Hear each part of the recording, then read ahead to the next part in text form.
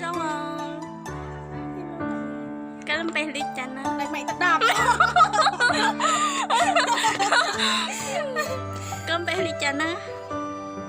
Kết của trong chat ra YouTube chết thật vào Facebook của. Cố đi. Ồ, khác thế. Qua đây chị bảo. Ôi mình thay quần áo chứ cô ạ.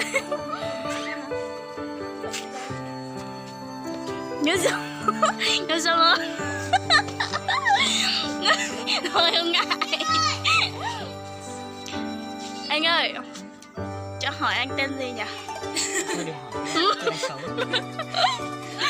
Em hỏi thật mà. Anh tên xấu. Em đang hỏi thật đấy. Em vào YouTube đi. Tên gì đấy? Đừng cho lên YouTube. Ôi mạnh dạn.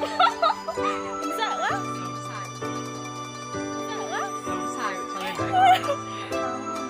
Ăn nay không thấy ăn gạch đá gì đây. Hôm nay bạn mình đi chơi nha. Hôm nay cả nhà đi chơi nha.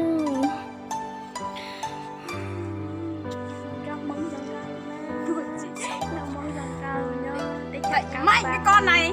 Mày bỏ xuống đấy. Mày chưa thấy tao bao giờ à? Tí nữa em lưu em chỉnh sửa em gửi luôn cho chị xem luôn nha. Mày chưa thấy tao bao giờ à?